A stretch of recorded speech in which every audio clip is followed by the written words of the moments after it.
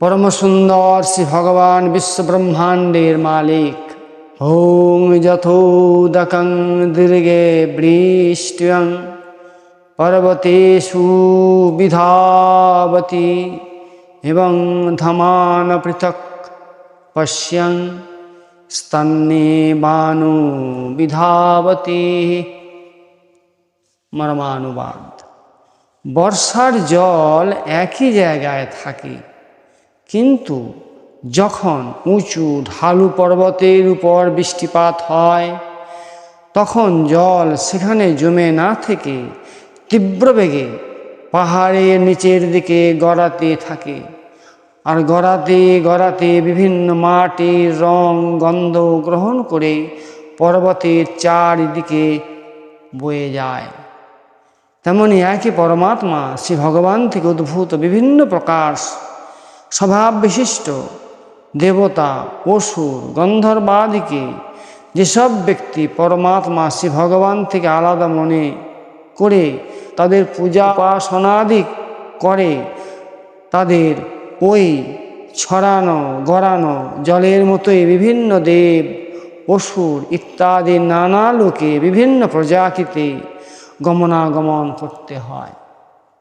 তাদের আর পরমাত্মা শ্রী ভগবান পরম পুরুষ পুরুষোত্তম প্রাপ্তির কোনো সম্ভাবনা থাকে না।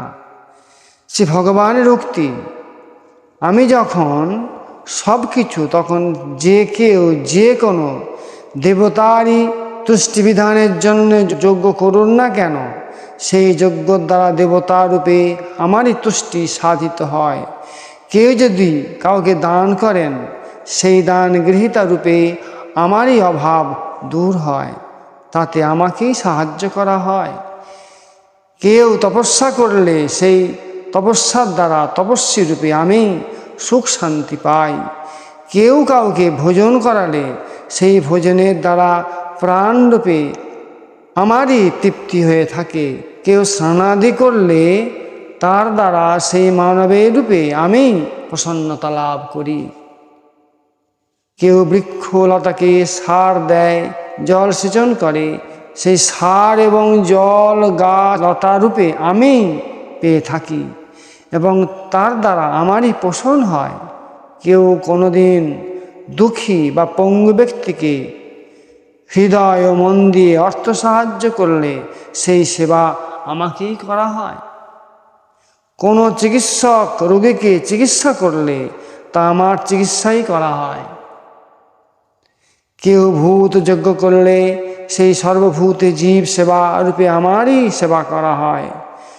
ওই সব বস্তু আমি গ্রহণ করে থাকি। যেমন কেউ কোনো মানবের সেবা করলে, তার কোনো অঙ্গের সেবা করলে, তার কোনো আত্মীয়ের সেবা করলে সেই সেবা আমারই হয়ে থাকে, তেমনি মানব যারই সেবা করুক, যাকেই সাহায্য করুক, সেই সব সেবা ও সাহায্য আমি প্রাপ্ত হই। কারণ আমি ছাড়া আর কেউ নাই, একমাত্র আমি বহু রূপে প্রকাশিত।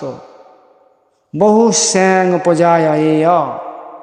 শ্রীমদ্ ভগবদ্গীতায় 11 অধ্যায়ের 43 নম্বর মন্ত্রে অর্জুন বলছেন, পিতাসি লোকস্য চরাচরস্য তমস্য পূজ্যস্য গুরুর্গরীয়ান ন তৎসমো অস্তভ্যধিকঃ কূতি অন্য লোকত্রয়ে অপ্রপ্রতিম প্রভাব। শ্রী অর্জুন বলছেন, হে অনন্ত, হে পরমাত্মন প্রভু, আপনি এই জগৎ চরাচরের পিতা, পূজ্য, গুরুর গুরু। হে অনুপম, প্রভাবশালী, ত্রিলোকে আপনার সমকক্ষ কেউ নেই। আপনার হতে শ্রেষ্ঠ আর কে হতে পারে? আপনি সর্বোত্তম এবং সর্বকারণের কারণ। তাৎপর্য হল, এই যে নানা রূপে সব কিছু গ্রহণ করাই হলো শ্রী ভগবানের ভোক্তা হওয়া। এখন প্রশ্ন হলো, শ্রী ভগবান সবের মালিক হন কিভাবে? শ্রী ভগবত তত্ত্ব যারা জ্ঞাত আছেন তাদের কাছে অপরা এবং পরা প্রকৃতি রূপ সংসার মাত্রেই একমাত্র প্রভু হলেন শ্রী ভগবান। এ বিশ্ব চরাচর জগৎ সংসারের উপর তাঁরই অধিকার। এই জগৎ সংসার সৃষ্টি করুন বা না করুন, জগৎ সংসারের স্থিতি রাখুন বা না রাখুন, জীবকুলকে যেমন খুশি সঞ্চালন করুন, যেভাবে ইচ্ছা উপভোগ করুন, নিজের ইচ্ছানুসারে যেমন খুশি পরিবর্ধন করাতে শ্রী ভগবান সম্পূর্ণ স্বাধীন।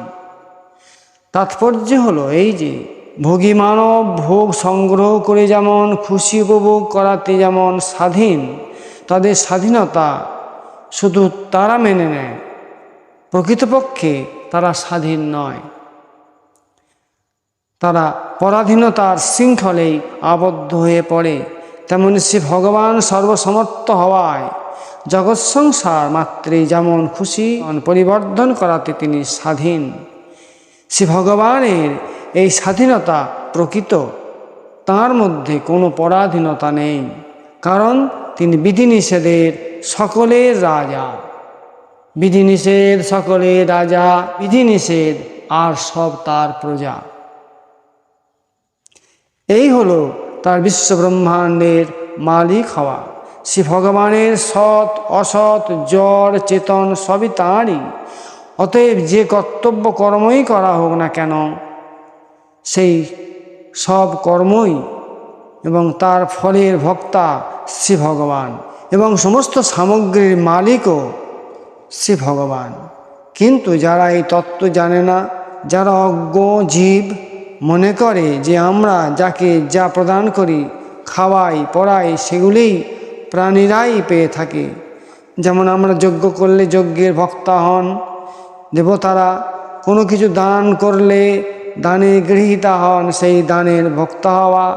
যখন কোনো প্রাণীকে খাবার দিই, আমরা মনে করি সেই খাবার সেই জীবেরই ভোক্তা হওয়া। এছাড়া আমরা যখন আহার গ্রহণ করি, আমরাই হই সেই খাদ্যের ভোক্তা। কিন্তু তত্ত্বত তাৎপর্য হলো এই যে অজ্ঞ মানব সর্বরূপে শ্রী ভগবানকে না মেনে, শ্রী ভগবানকে না দেখে অন্যকে মেনে নেয়। সেই জন্যই সেই ব্যক্তির জ্ঞানের পতন হয়, এবং জ্ঞানের পতনের সঙ্গে সঙ্গে সবেরই পতন ঘটে যায়। তাই মানবের উচিত তারা অন্য কাউকে ভক্তা এবং মালিক মনে না ভেবে কেবল শ্রী ভগবানকেই যেন ভক্তা ও মালিক মনে করেন। যা অর্থাৎ যা কিছু সামগ্রী সে অর্পণ করে, সেগুলি সে ভগবানেরই মনে করে সে ভগবানকেই যেন অর্পণ করে। তাৎপর্য হলো এই যে মানবের যা কিছু ভোগ ঐশ্বর্য থাকে, তা সবই একমাত্র শ্রী ভগবানেরই, এবং শ্রী ভগবানের এই জগৎ সংসার রূপ বিরাট রূপ জগৎ সংসারের সেবার জন্যই। এগুলি কারো নিজস্ব নয়। কিন্তু ভোগৈশ্বর্যে আসক্ত মানব সেই তত্ত্ব না জেনে না বুঝে সবে নিজেরই বলে মনে করে এবং এর অধিপতি ও মালিক হয়ে বসে। তখন সে এগুলির দাস হয়ে পড়ে, তখনই তার পতন ঘটে। সে ভগবানকে সকল যজ্ঞের ভক্তা প্রভু বলে জানলে মুক্তি, আর না জানলেই পতন। তাই আমরা ভাবব স্তদীয় বস্তু গোবিন্দ্য তুভ্যমেব সমর্পয়ে। জয় শ্রীকৃষ্ণ।